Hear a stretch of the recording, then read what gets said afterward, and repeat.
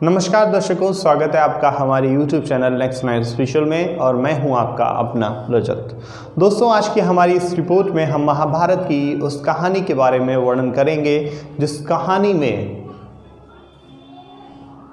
कर्ण और युधिष्ठिर मतलब पांचों पांडवों का संवाद मिलता है।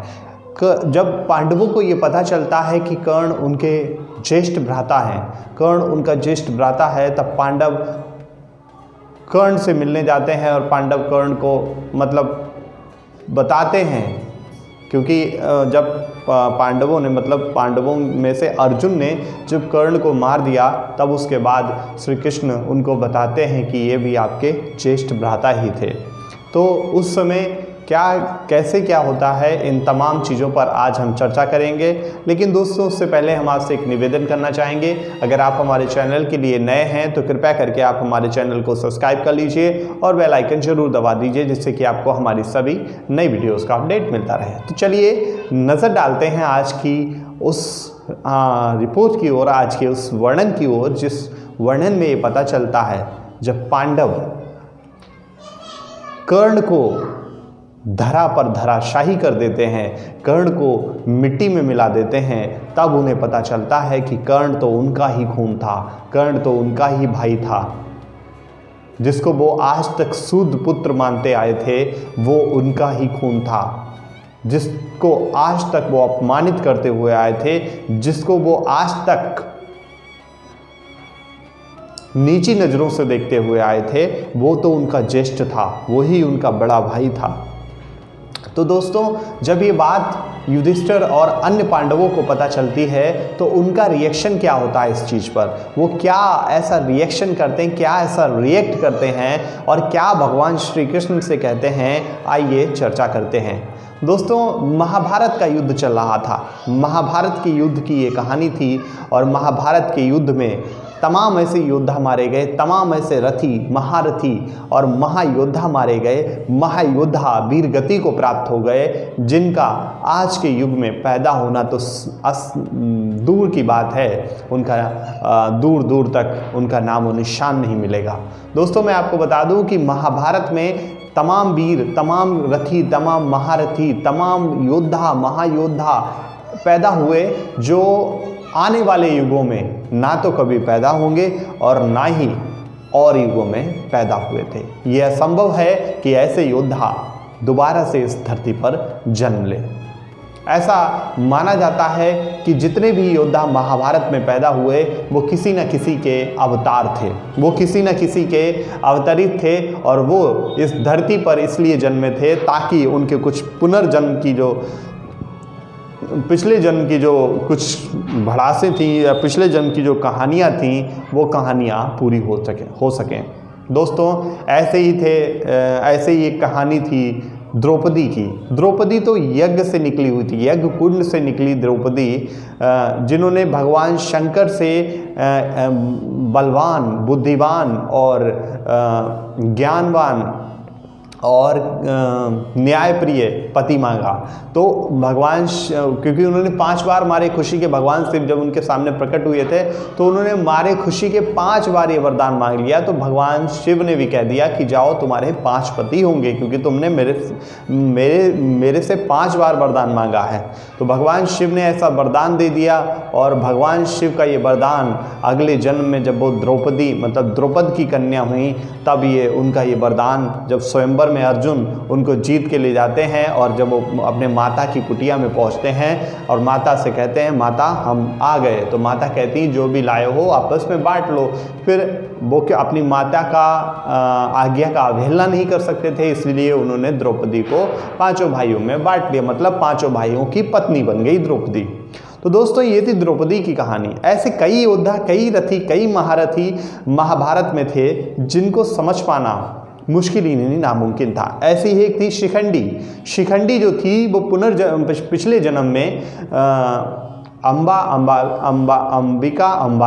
अंबालिका जो थी, अंबा जो थी, वो मतलब गंगापुत्र भीष्म, विचित्रवीर और चित्रवीर जो 2 भाई थे, विचित्रवीर के लिए अम्बा, अंबालिका और अंबिका विवाह करने के लिए लाए थे, लेकिन अंबालिका और अंबिका ने विवाह तो कर लिया, अम्बा ने नहीं किया। अम्बा शाल्य राजा को पसंद करती थी, तो उन्होंने गंगापुत्र भीष्म से कहा कि आप मुझसे विवाह कर लीजिए, लेकिन गंगापुत्र भीष्म तो पहले ही अपनी प्रतिज्ञा में बंधे हुए थे, तब उन्होंने उस चीज़ को मना कर दिया। तो अम्बा को ये लगा कि गंगापुत्र भीष्म उनका अपमान कर रहे हैं, उनको जबरन लाए भी और उनसे शादी भी नहीं की। तो अम्बा ने आजीवन ये तपस्या की, अम्बा ने भगवान शिव की तपस्या की और भगवान शिव से वरदान मांगा कि वो गंगापुत्र भीष्म की मृत्यु का कारण बने। जबकि गंगापुत्र भीष्म जो थे उनको इच्छा मृत्यु का वरदान मिला था, वो अपनी स्वयं इच्छा से ही अपने प्राणों को त्याग सकते थे।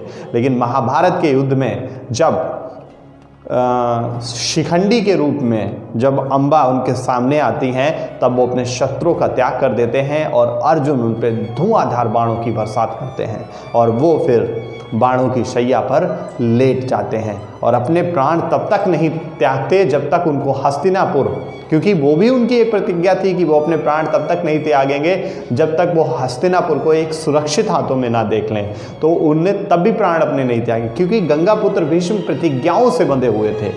ये भी ऐसे वीर थे। और ऐसे ही थे कर्ण।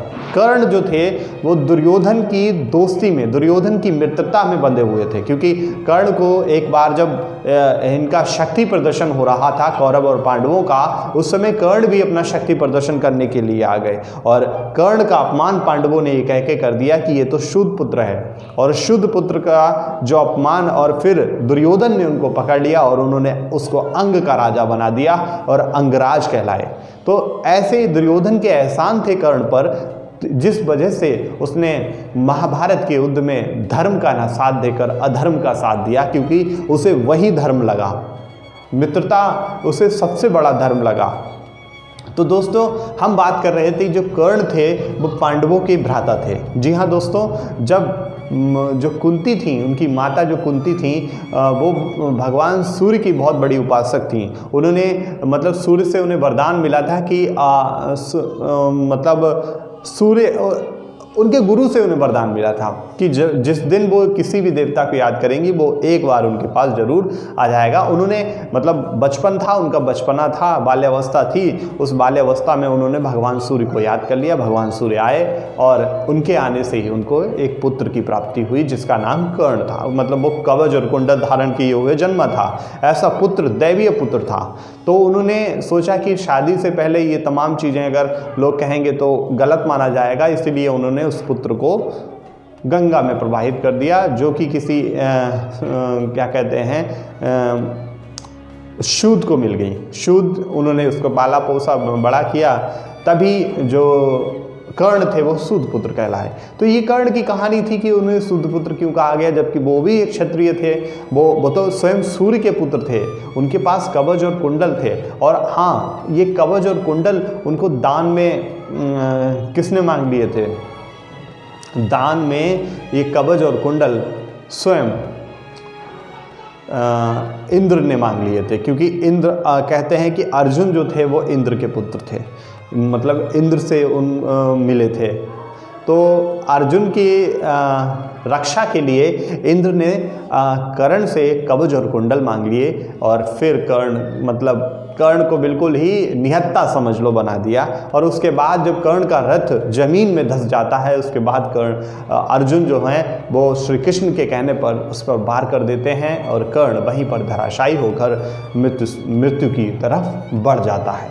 तो दोस्तों उसके बाद फिर श्री कृष्ण कहते हैं कि ये तो आपका ही भाई था, ये आपका ही खून था, ये आपका ज्येष्ठ था। उसके बाद पांडव बहुत ही विलाप करते हैं, बहुत ही रोते हैं और अपनी माता से ये जो तथ्य पूछते हैं, तो माता भी इसको एग्री करती हैं, क्योंकि उनको तो पहले ही पता था कि कर्ण उनका ही बेटा है। और कर्ण ने भी मतलब इससे पूर्व कुंती को तो पता था कि या तो अर्जुन मरेगा या तो कर्ण मरेगा। तो कुंती जब कर्ण के पास जाती है तो कर्ण कहता है कि माते आपके 5 पुत्र जीवित रहेंगे, चाहे मैं जीवित रहूं तो अर्जुन मारा जाएगा और अर्जुन जीवित रहेगा तो मैं मारा जाऊंगा। तो यही हुआ, तो उन्होंने अर्जुन की एक प्रकार से जान बख्श दी। तो ये महाभारत में कर्ण जो था वो वास्तव में महान था। तो ये थी कर्ण की एक छोटी सी कहानी महाभारत से संबंधित। अगर आपको हमारी ये वीडियो पसंद आई हो तो कृपया करके आप हमारी इस वीडियो को अपने रिश्तेदारों के साथ, अपने संबंधियों के साथ और अपने करीबियों के साथ ज़्यादा से ज़्यादा शेयर कीजिए। और हमारे चैनल को अगर आप सब्सक्राइबर नहीं हैं तो प्लीज़ सब्सक्राइब कर लीजिए और बेल आइकन ज़रूर दबाइए, जिससे कि आपको हमारी सभी नई वीडियोज़ का अपडेट मिलता रहे। दोस्तों, आज की रिपोर्ट बस इतनी ही, आज का कार्यक्रम बस इतना ही। मुलाकात होगी आपसे अगले कार्यक्रम में। तब तक के लिए मैं रजत आपसे विदा लेता हूँ। नमस्कार, धन्यवाद।